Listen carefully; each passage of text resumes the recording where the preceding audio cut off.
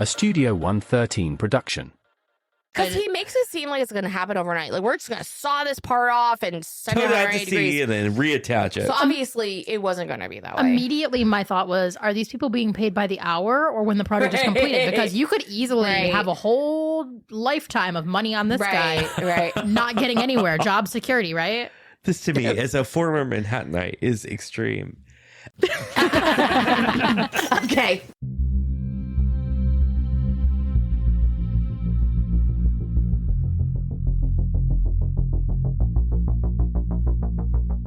Hi, I'm Hannah. And I'm Courtney.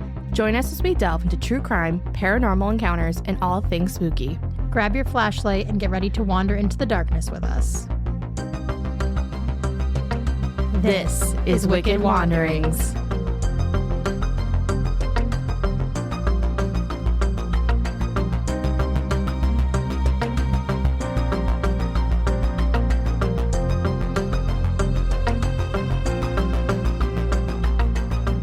Hello, Wanderers. You just sounded like an old talk show host. Hello, Wanderers. Hello, Vietnam. And hello, Jonathan, who's here to join us. Hello, hello. Thank you for having me. Oh, you're very welcome. I was looking at Hannah, who was like ready to speak into the mic, and I was like, and then she was just making stim sounds. We're excited to have you back, Jonathan. What do we have in store for us today, Miss Hannah or Mr. Jonathan? Should I jump in? Yes, please.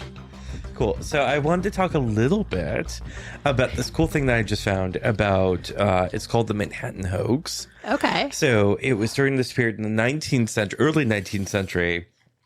And this is more like weird than spooky. But this guy decided that Lower Manhattan, because we have to remember that Lower Manhattan was considered the core part of New York City. Upper Manhattan, which is now like Washington Heights and Harlem, Upper West Side, Upper East Side, had not been settled yet. It was still considered the country. He thought that Lower Manhattan was so oversettled that it was going to weight down Lower Manhattan and basically sink it. Oh. So he had this idea that if they cut it off roughly around Chinatown, where Like Chinatown literally is take today, a shovel and like cut it off, Okay. push it out into the Atlantic, turn it 180 degrees and push it back and reattach it, that would save it. Did he have a drug problem? That I mean, I don't know, but I would love to tell you more about this. So it said in around roughly 1824, a retired carpenter named Lozier stood on a soapbox in New York City and announced that because of all of the new buildings in the southern tip of Manhattan, it had all become far too heavy. It was in danger of sinking the whole island.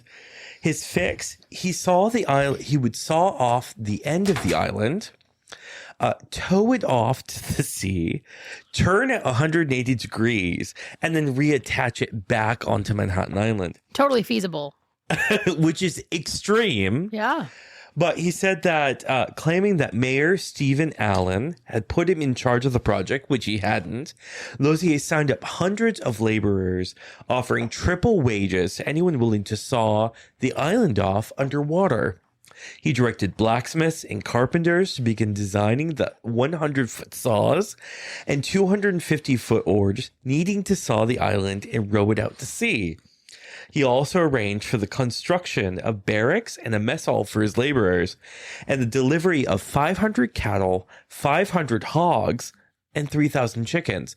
Though I don't understand where the hogs and the chickens come into this. Yeah, what does that have to do with anything? Unless it's to feed them, right? No idea. Maybe to feed them? Yeah, I don't understand. It sounded like he was going for something self-sustaining.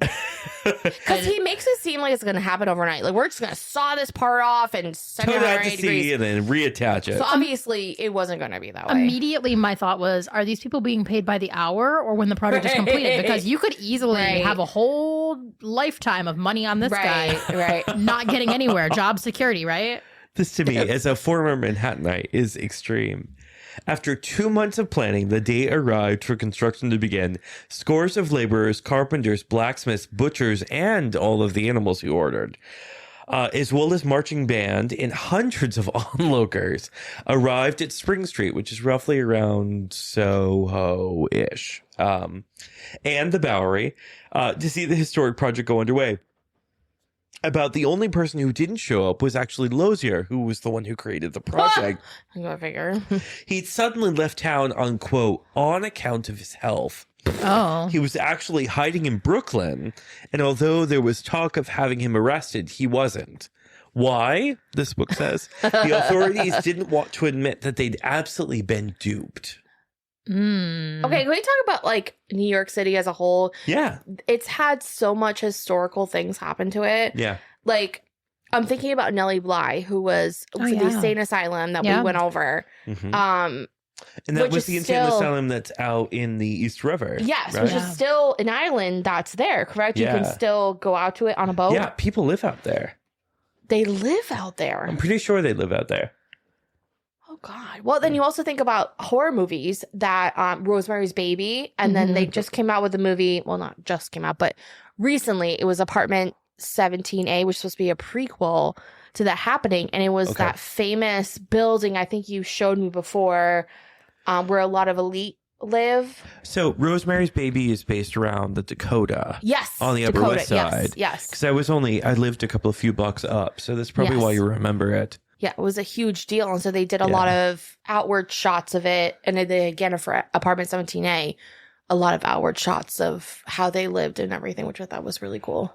New York City is wild. I mean, the idea that this island could have been settled so early by the Dutch, and then the English took over, and still for like 100 years, the lower tip of Manhattan was really the only part of the city. And the parts we consider still Manhattan today, like the Upper East Side, the Upper West Side, Harlem, Washington Heights would have been considered the country, is really kind of extraordinary. Yeah. And now that's also densely settled. So is that where like Sleepy Hollow with the Van Tassels came into play? So the Sleepy Hollow is closer. It's further north. It's considered more. I mean, now it's probably considered a suburb, but it's much more suburban country. Yeah. Because you're talking about the Dutch, so that's why. Oh yeah. I mean, the Dutch were all so invested in New York. I've never been to New York City. Are you serious? I'm sorry, what? I'm serious. I didn't know this. We'll have to go. We'll have to make it a spooky, wicked wanderings trip. I don't know why that just dawned on me. It's funny because sometimes places are so. I met somebody the other day who lives in Connecticut and they had never been to Boston. Oh, yeah. And I was like, why? I'm like, well, we have all this stuff in Connecticut. So, and they're like down by the coast in Connecticut. So, like, they're not like Hartford, Connecticut. They were like, why would I go? Like, I can just go to Hartford if I want something, or I can go to Bridgeport. I'm like, yeah, Bridgeport and Hartford are not Boston. Yeah, it's not the right. same. It's not the same. Boston is very unique for anybody who's been there or people who live there. But it's just crazy to me that you can be in New England and people don't go to places that are that big. Oh my God. I've never been to New York City. I don't know what I would ever do in New York City. That's why you have a tour much to do in guide. New I York. hate crowds. Hint, hint. I I know. I hear that. We don't have to go to like Times Square. Oh, I would And hate to think go to Times. That's like my absolutely nightmare. trash. Yeah. There's so much in New York City that you would love to see. Oh, I'm sure. History The was, Strand. food was. I mean, just the Strand for the books. You would, miles of books. I mean, it's just you would love. There's so And many good it's things not about New loud. York. It's just like people that love books and want to go there. And It's like a bunch of quiet people. yes, but you have to get out of like that first section. I feel because they was like, it's a Strand, and it's like this big hype, but you have to get past those people. Well, those are the Instagram people. Yes. Those are the people who went in because they want their content. right. Yeah. Right. They didn't venture in all the way. And they have a good bathroom that you can use, which is always a plus. Do they have a bathroom in the Strand? Yes, it's in the kids section. Oh no, that's absolutely true. I have used that yes. over and over and over and over again. I love a bathroom. For some I love reason, plumbing. the kids section has like the men's and women's bathroom in it, but Yeah. that's where you go. Probably because not a lot of people would wander in there unless they had kids. Probably. Probably. Because most times when you go to a city in your like walkable cities, they don't have bathrooms. They don't. It's just thinking about like Scotland itself. I know it's kind of a stretch, but like there's not like gas station bathrooms to go to, right? So you have to like either purchase something to use their bathroom or you have to wait miles in advance. Mm-hmm. Well, I noticed even, I think it was the last time, Hannah, that you and I were in Northampton even. Yeah. Even like if you had purchased something, there was no bathroom Yes. for public use. Yeah. Mm. Which to me is, it's a little bit, interesting because there's no street bathrooms either. When I Right. went to Colorado a couple of years ago, we were in one of their downtown areas of a smaller area of Colorado. And I remember saying, you know, to someone we were traveling with, oh, I have to go to the bathroom. Where, like, which store do you think, because they were from there, would have a Because if bathroom? you go to like a Macy's or something, right? Right. There's always a bathroom. Yeah. And this was very much like Northampton vibes, not as big, but like very small businesses. And they were like, oh, you don't go into those. There's this in the center of the park that was down the street. There's this building. And once you go in, the door closes behind you. And after like so many minutes, it'll reopen again. So homeless people can't sleep in them. And I'm like, but what if you are not done going to the bathroom? And they're like, the door's opening. Exactly. The door's opening. And I was like, oh my God, I've never had to like time my pee. scary. But it was such an interesting, like, it reminded me of Smart House, the movie. Yes. Because you went in, and the whole Yes, building yes. was like bionic. It like moved around you. And I always thought, I've never seen one of those someplace else again. Wouldn't those be great for like a city? Or we don't do that out here.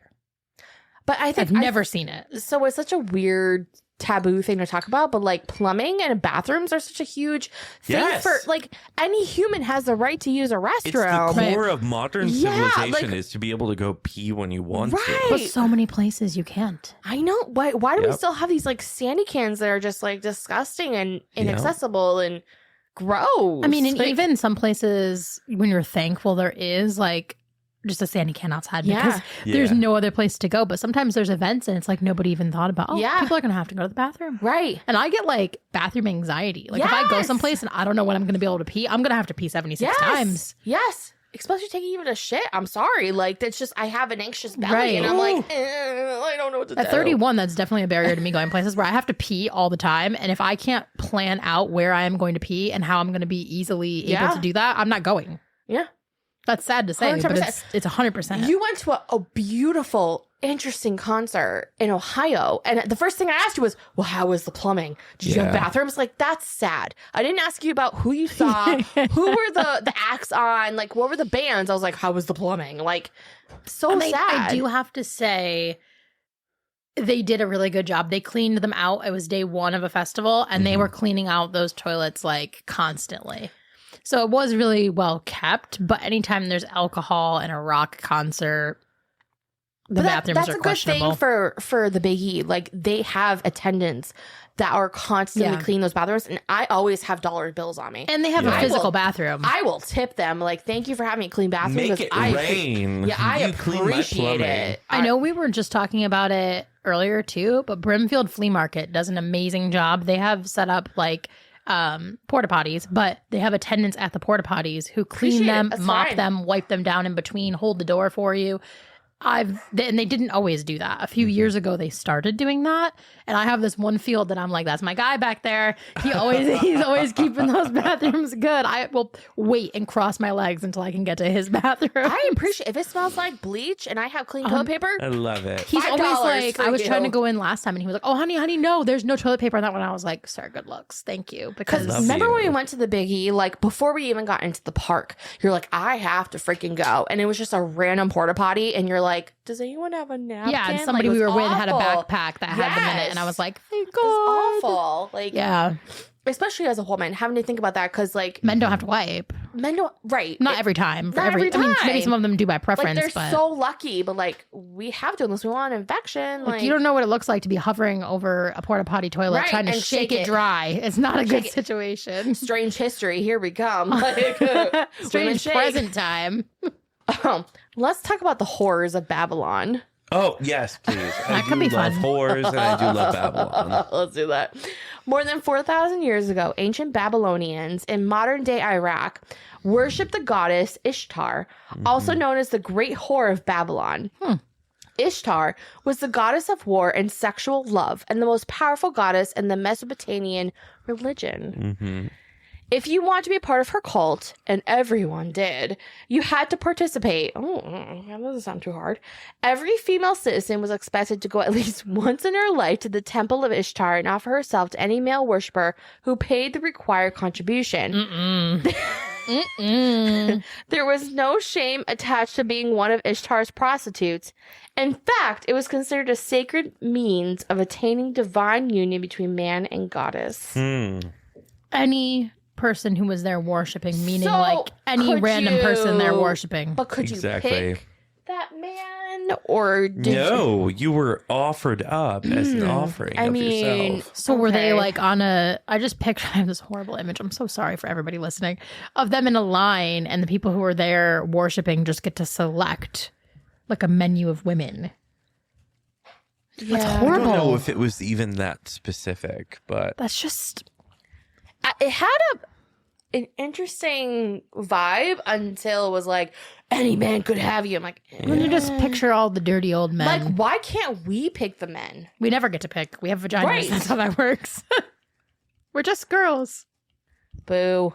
Fail. so I found this note about the terracotta soldiers in China, Yes. which I thought was, not exactly scary, but kind of spooky and interesting. Yeah. Right, because they formed that whole army in the ground, right? Exactly. Yeah. And especially because of the recent event of there was actually a gentleman who threw himself into, so right now the terracotta soldiers have all been uncovered. So there was a full army's worth of terracotta soldiers that were buried underground, and they've all been uncovered. And now they're covered with this kind of like dome, so tourists can see them. But recently, like 2 weeks ago, this man threw himself into the pit and started Okay. like kicking them over. Like Why? insanely. He was all over TikTok. Some kind of mental health crisis would be my best guess here. Exactly. But like for no particular reason. But I think a lot of people might be like, oh, that's really interesting. Like, what are all these soldiers doing in the ground? So I was like, oh, this really is really fascinating. So when a farmer was digging a well near Xi'an, China, in 1974, a group of farmers struck what they thought was an oddly shaped rock. And in actuality, it was a life-size clay statue of man's head, his hair in a top knot. The farmers had accidentally unearthed the first of an estimated 8,000 life-size warriors, and they have still not uncovered all of them, which is actually really It's extraordinary. heartbreaking too. That's Life-size insane. warriors, chariots, charioteers, horses, and the cache of swords and spears buried and forgotten for over 2,000 years. That's incredible. Insane. The find was the terracotta army of China's first emperor, Xin Shi Huang, forgive me for my pronunciation, who died in about 200 BC. It's believed that the army was built to guard the mausoleum, which was over a mile away. In the practice of the day, the emperor's childless concubines, all of the artisans who contributed to the mausoleum, were killed and buried with him after construction was completed. Although the tomb was mentioned in the works of a Chinese historian writing about 100 years after the emperor's death, the army of figures was completely forgotten until it was uncovered in the 1970s. And nobody wondered where all those people went. These are the things that strike me after things like that. Yeah. But like, Almost 2,000 years ago. That's but true. it's an incredible find. And they're not even done uncovering everything, you said? No, it's not completely uncovered. From what I understand, the army around it has still not been completely uncovered. And the mausoleum itself has not been uncovered at all. Oh my gosh. From what I understand, there's a lot of legends about how it's been booby trapped. Oh. So Was I it think like that the there's Egyptians? there's a lot of caution around Makes uncovering sense. it, which is actually really exciting. So, like, thinking of the Egyptians in our last episode, where there was a lot of booby traps and unknown items that they buried Yes. and wanted to take into the afterlife. Curses and So, all like, sorts of things. was Yeah. this a emperor that just wanted to have an army in the next life? That was one of the ideas. Right. Yeah. Fascinating. I We also can't know completely, but like wonder about, because culture plays a big role in the way that people perceive death and Yes. people in the afterlife.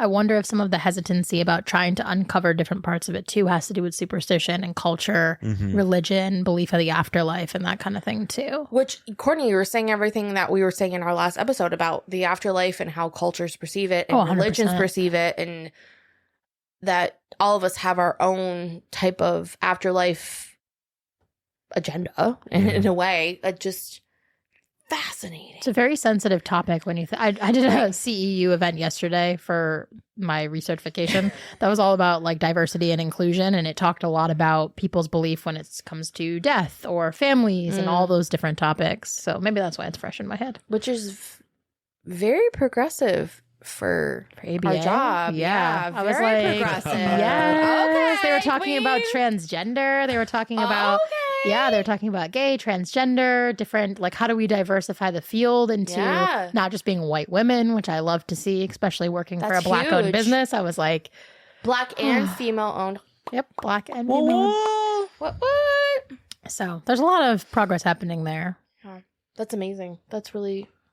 But I'm glad you had like the same thoughts we did from our last episode. Like, just it's a very interesting topic. Yeah, and I also feel like there's a lot of and most of my knowledge about this is about like Native American culture and then burial sites and things. I don't know how maybe in China they're treating, okay, these people were buried here, whether it was by choice or not, what that means for their culture about disturbing them. Are there certain processes they have to take? Pretty good point. Could be a bigger process too, because they have special ways that they have to cleanse the earth and things like that too. I'm feeling like we don't have a lot of respect for the Native Americans because I remember, I'm sure it was in a past episode, I feel, or a past documentary I watched about how certain Native American tribes buried their dead in circular graves and how they kind of were covered over in grass and sticks and everything. And we kind of just shot them over. Like we didn't really care about them, or they just weren't. When you look at a burial site, you see gravestones. You're like, oh, this is a burial site. There's an But for honor them, part of it, yeah. They're like, oh, there's just sticks and grass here. Like, we're not thinking of it as a burial site. And we uncover it. We're like, oh, shit, there's bones here. And Well, and how many times do you read about how a building was going to be erected someplace in the Right. U.S. and they were like, oh, crap, this was actually a burial site. And then Right. instead of doing the right thing and stopping all the process and figuring it all out, people are just trying to shove money at someone to Right. continue to disturb the resting place of Right. potentially hundreds of people. Right. Instead of understanding, like, how these people dealt with their dead and Yeah. their death rituals, it was like, oh, well, this must have been like a pity burying. Like, right. They just killed them and they There's just the passed white away, privilege, right? but- right. Very much so. Because if somebody ever said to any of those people who believe that way, like, oh, we're going to go into this cemetery and we're going Right. to just wreck it to the ground, and who Right. cares if your ancestors are there? We're just going to build something over the top, they'd lose their mind. Oh yeah, because if we would- had a church with a Yeah. separate old like cemetery, like, oh my god, uproar! Like, Yeah. we need to have these people upshoot in a specific way, and we need to let these families know, Or give them a choice. I don't Give them a even, choice, I'm yeah. not familiar with like what I would imagine, because I'm thinking about Spider Gates when we were talking about Spider Gates Yeah. Cemetery and how that cemetery is owned by a church. Mhm.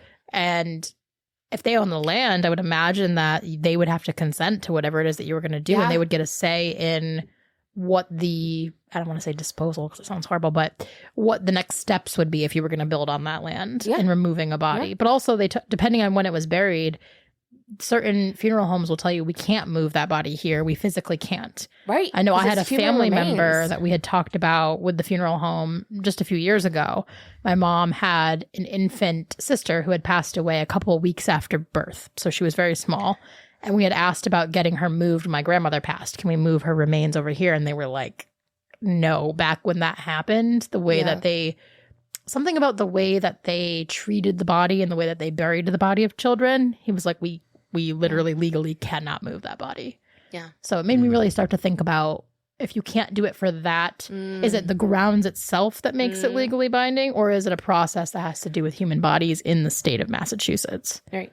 Because that's a really good question, because I know the church that we were affiliated with, the plot of land where they had ashes buried is a separate whole entity in itself. So if the church got sold, this was a separate thing. And Yeah. because there's people's remains there. That's a whole Right. different issue for the church. You would imagine that there would have to be some kind of like licensing for that Yeah. plot of land, I would imagine. That's a good question, though. We should look into that just because that's something good to know. Yeah. I want to say, because originally I wanted to say that cemeteries would become town or city property, but that can't be true either if churches own plots of land. There's a whole board for this one. So I don't know what it's definitely more complex Yeah, than there's just like being able to sell it. There's definitely a lot of intricacies about it, it sounds like.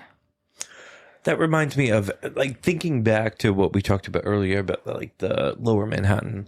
I know that in Lower Manhattan they've relatively recently, in like the last maybe 20 years, uncovered a cemetery of black citizens and free slaved and paupers that Jeez. kind of like existed around what's considered Lower Manhattan, and it's like half under a modern courthouse. And there's like, if you come out of Chambers Street, the subway station that's in quite the lower part of Manhattan, you can actually see a sign that says like I think it says enslaved person cemetery or something along those lines. I don't love that. That points you in the right direction. And, you know, there's nothing there. And I've been there because the office I worked for, the agency I worked for, had an office in Lower Manhattan. And I would take a walk around that part of Lower Manhattan on days I didn't have a lot to do and I could take my full hour, lunch break. But it's really interesting to think that, again, so much above what's now Wall Street was considered country. It was considered like the far reaches of the city. Right. It was considered a cemetery at one time, but the progress of Manhattan completely steamrolled it, and it was considered just buildable land. And of course, they built on top of it. It does. And then when they that's it, tore right. things down, then they reconsidered relatively modernly in like the last 20 years of like, oh, there's more to this piece of land. Oh shit, we than fucked up. than just what there is now. So they've actually created a beautiful memorial. But there's so much more to that. Yeah. You know? Again, that's where culture and race comes into play again, where I find myself sitting here as a white woman like, well, would that have ever happened to my ancestors for being white? I just don't think so. No, probably not. And that's so incredibly heartbreaking. That's Building a building on top of it. Because at some point in the development, you had to have known what was there. Mm-hmm. Whether it was on record or whether it was like visible to the eye at some point, which it must have been. Hey, this is a cemetery. But I think when you, so even on to the not trained eye, when you look at bones, I think it's very easy for anyone that's educated to see the difference between bones of a white individual and a black individual. You talked about that in an episode, a few episodes back. Yeah. When you were getting really into the bone. I forget which book it was that you had read, or maybe it was a documentary, but you did a really good episode. Acre, I think it was, that I got into. Yeah, I believe it was that one. So that's really sad because they must have had some type of doctor of anthropology in some respects to look at them. And that's just really sad. Yeah, you had to have known. Sad. You had to have known when you disturbed the first set. Especially Right. when you call it, what did you say? It was like the enslaved people's cemetery? Yeah. I'm trying to remember what it's labeled. But when you come out of Chambers Street subway station in Lower Manhattan, it's like enslaved person cemetery. Do you know where the cemetery. bones went after all that? They're still there. They're still underneath it. It's under the attic. Oh, God. What they did was Okay. they built on top of it until they tore buildings down, maybe in the 80s or 90s. Wow. And then they discovered through archaeology that it was actually a cemetery. Now, this is not the only place in Manhattan that has a cemetery for Black individuals that's been built upon. When you think about going further north in Manhattan, there's actually a cemetery which is currently under a like a car repair garage. At least the in courthouse Harlem. had some kind of merit. And there's whole historians who actually go there, and they actually have all sorts of events next to this garage that say, like, Black individuals from our ancestry were buried here in the 19th century, and they're underneath this concrete. But it's been built on top of. What a terrible resting place with all those wrenches and things all day. But what's wonderful is that they're recognizing it. Yeah, and they're that's saying, true. Yeah. our ancestors are under this concrete Right, because floor. it's not their fault that it happened, but Right. it's Exactly. But they're doing really wonderful work. But of course, wow. there's a business on top of them. And what do you Right. do now? Right, and they're just as entitled legally to that land as the Bones are at that point too, and that's exactly. But this is not the only place. I mean, this is just Manhattan. But when you think about places like Linear Lake in north of Atlanta, where they basically drowned black neighborhoods in order to build a lake north of Atlanta, and where houses and cemeteries of a free black community are buried under miles of water.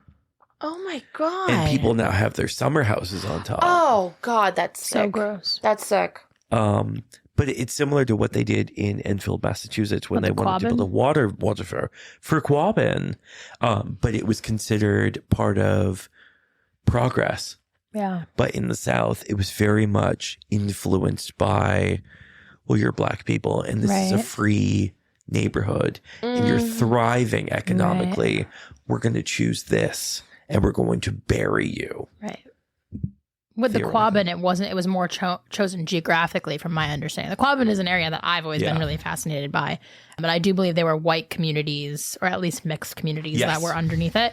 But it was quite a few communities that they just came in one day and were like, hey, guess what? You don't live here anymore. You're chosen. Yeah. And there are actual ruins of things underneath Still the underneath. Quabbin. Absolutely. The way that we treat different populations of people is just...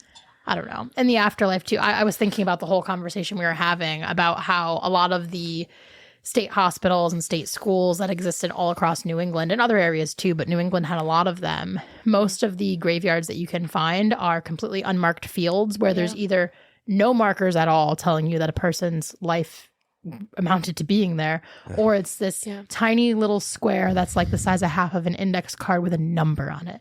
Yep. A number. Somebody's life amounted to, a patient's life amounted to a number of where their body fell. And that, to me, there's so many ways you can get involved. Being in Massachusetts, there's a lot of organizations that work to, hey, we're going to get names put on these, or hey, we're going to get these bodies moved or something, or at least some kind of memorial put in. And I always am interested in that kind of work because to me, especially for that hits my heart deep. The patients, like their patient number and their family doesn't even know where they are. Yeah. They're just in a field someplace. Some of them all in one grave. And I think also understanding, like, with our field, Courtney, you know, with individuals that may have some mental deficiency in some way or just being different. I mean, we're all different in our own ways, right? So many of these people have taught me so many freaking things. It's appalling to me how they would be, the people, kids, adults that I've known, for them have to be a number. Because I think of them as a name, right? Yep. That's how far we come as a society, which I appreciate. But I can't see these individuals just being a number in a graveyard. Like, that would break my heart. Yeah. Because I think they have a lot to teach us. They're part of society. And they should be a part of who we are as humanity as a whole. And they're people. I think that's the biggest thing for me is that when you look and you do research, so many families are impacted by mental health crises. Every single person in most rooms has either, we were talking about this earlier, the three of us, has been in therapy or on antipsychotic type of drugs. You know, it's not uncommon, and it very easily could have happened to any one of our families, to any one of us sitting in this room. Yep. We're all blessed by the situations we were born into and by the choices that we've made and just who we are, that we didn't end up that, which I feel is like just what it is. To me, there's no excuse for. I can't come up with any excuse in my head of why these people don't have names. They were a person the whole time they were there. They had admission paperwork that had their name on it, that had their date of birth on it, that had their social security number on it. There's no excuse for the reason why they ended up being amounted to numbers. And I feel like it breaks my heart that as a society, I think we're moving back towards that. I think for a while, deinstitutionalization was a huge movement. We were going in such a great direction. We were looking at halfway houses. We were looking at community living. And now all of a sudden, I'm seeing things in the news and I'm like, we're going right back to these state-funded, not enough people to take care of people, poor level of treatment. And I think that has a lot to do with our presidential party candidate. It does. You know? It does, absolutely. Where it's like, let's just defund everything that's been helping There's our a society. reason why they were funded in the first place. Exactly. Read like, a history oh, no, we're book. spending too much money. No, this money was going towards people and individuals and families that needed it. Special Like, education being defunded. I mean, all of 100%. it is just, it breaks my heart because there are so many populations of people who end up in these situations. We Yep. talked about it with soldiers. We talked about it with the people, unfortunately, in Manhattan who ended up buried underneath buildings. And I just... and I think also talking about different demographics, like, oh, well, this is happening because, if you look at the percentages, they're mostly in jail. Well, okay, why? Well, Why? don't get me Yeah. started on the American jail system, too, because rehabbing Right. people is not what we do in jail. No, it's not what we do. And if you look at them like, okay, they're mostly in there because of X, Y, and Z. Like, there's reasons why this is happening. And you call them quote unquote ghettos and whatever. But this is a society problem. This isn't just their problem. This is our problem. Like And 50% we're not of helping them. jails are people who needed mental health treatment they Yes. couldn't get. Yes. Which is, if you had an appropriate mental health system, even if they ended up on the wrong side of the law and you were able to help them get their medications right, get them into Right. therapy, Medications, therapy, everything. they'd be like a functioning part of education. society. Exactly. Also, And they're not getting it. the people who get arrested for something and then 2 years later they make it legal to do that thing, and I'm like, can we, come on, there are murderers in there. Can we go get that guy for selling pot back out of jail, please? For the love of God. Or we're having a rape against a white and a black man, but the reason the white guy got out is because he had enough money to. That doesn't make any sense. It's sick. It's sick and terrible, and I feel like we're getting off track from what we were talking about. But it's good conversation. I It feel is. like it's not a lot of places you can go in a place with free speech that you can go to actually say the observations that you make. And it's, I don't know. If somebody hears it and it's not for them, then that's okay. That's fine. But we're I gonna feel speak our like truth. our job is to just expose people to different information than Yeah. what their biases might have. And I always tell people, challenge your biases. When you start to feel something about a certain population of people Yeah. or things, the best thing you can do is challenge it, learn more about it, go meet with somebody who fits into that stereotype that you're judging and ask them questions, figure out how they live and why they do things. And if you're not comfortable doing that, then that's how they feel every day. So if it's uncomfortable for you that one day, that's pretty much their every day.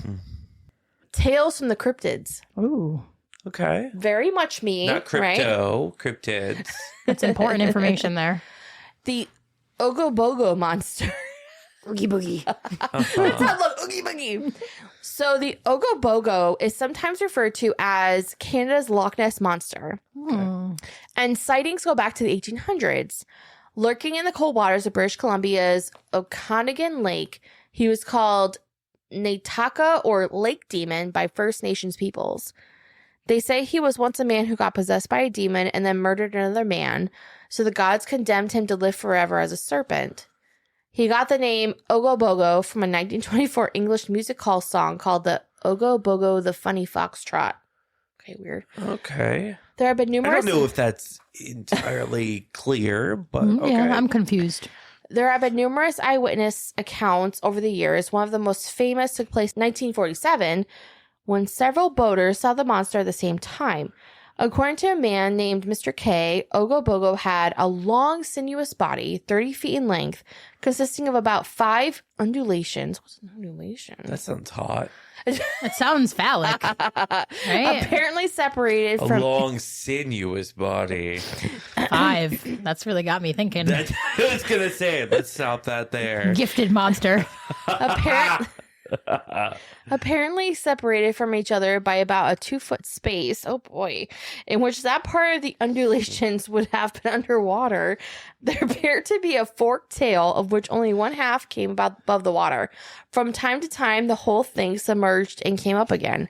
So that sounds like it had multiple woo-woos, I guess you would call it. It's Oh, I'm sorry. How do you spell the word Boo boo undulations? It is UNDULATIONS. That's what I typed in, but the dictionary response is an action. Yeah, it's undulations. It's like the up and down. Like, what is it as a noun? What's the name of the monster again? The monster is The Oogie Boogie. Oh. What's the monster in The Nightmare Before Christmas? Oogie Boogie. Oogie Boogie. Okay, sounds like Yes, the Oogie is it Boogie. It also sounds like they Ogo ripped off the Pogo. Loch Ness Monster. Yeah, this sounds fake. OGOPOGO. Ogo Pogo. No, they Ogo can't. They Pogo. can't convert me. I'm a Oogie Nelly. Boogie. I'm all about the Loch Ness Monster. That's what I'm about. Oh, and see, the last number was what, 90? 4. Yeah. You already did that one. That was the Terracotta. That's Are you so serious? weird. What? Look how good you are. That's a happy evening, Wanderers. Yes, happy So is evening, it- Wanderers. Almost assassinated.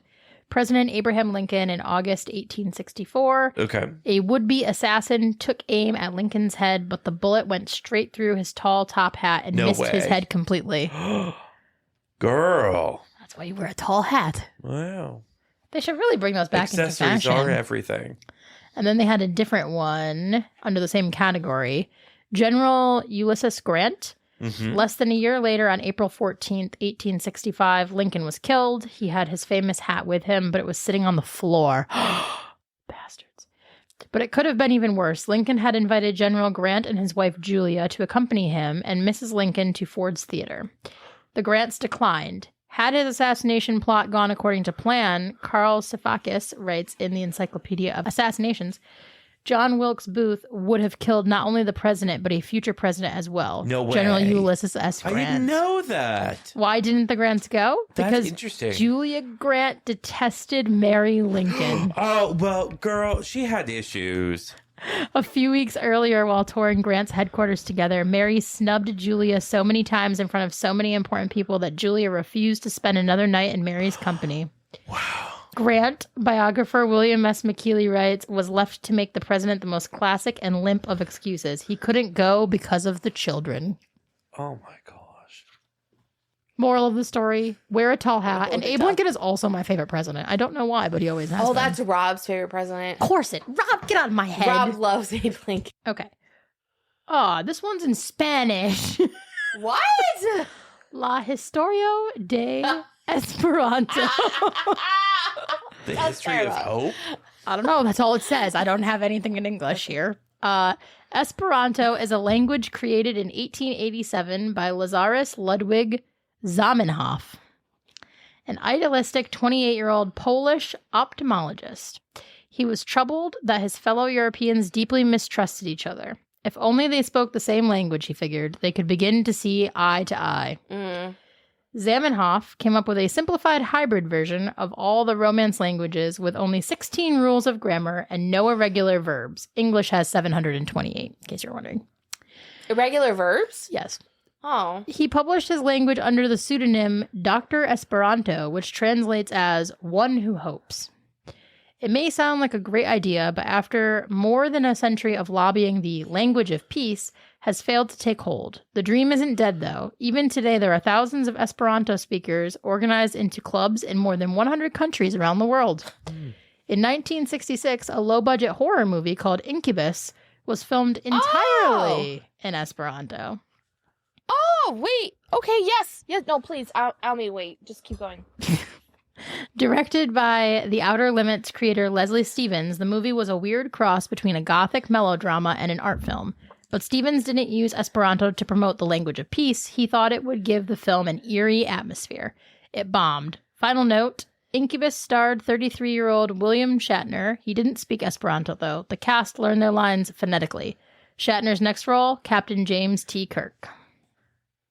Wow. Okay, sorry. I guess I was thinking about the band, not the... Yeah, that's 100% what you were Yes. thinking Okay. Wow. I thought I knew the movie. Wow. So that was interesting. That one wasn't as interesting as the other ones. I'm still really taken back by the fact that Abe Lincoln was almost assassinated. I know, and then, kind of fell over the cliff because he was. Right. But It really blows a hole in my story about, well, if you haven't been struck by lightning, you can't be struck in the same place twice. It really kind of ruins that theory I had going on. Like with Benjamin Franklin? Just in general, I always like to say, well, things don't strike twice, but maybe they do. This is back to that third time's the charm situation, I guess. Maybe. Okay. Well, that was fun. Weirdo. that was so much fun. Thank you both. Thank you for coming again.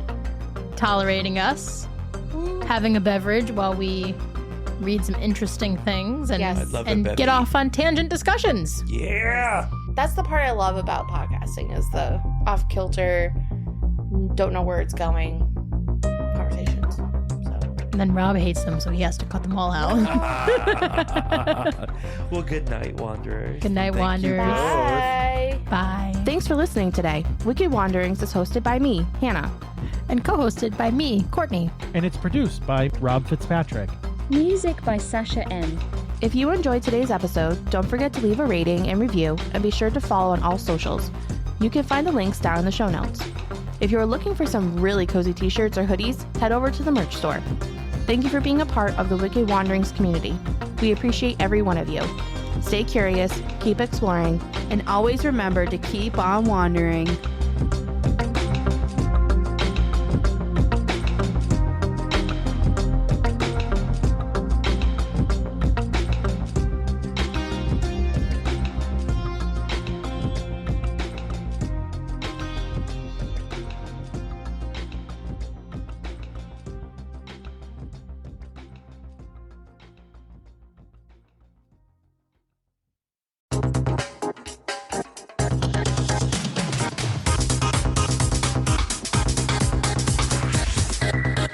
A Studio 113 production.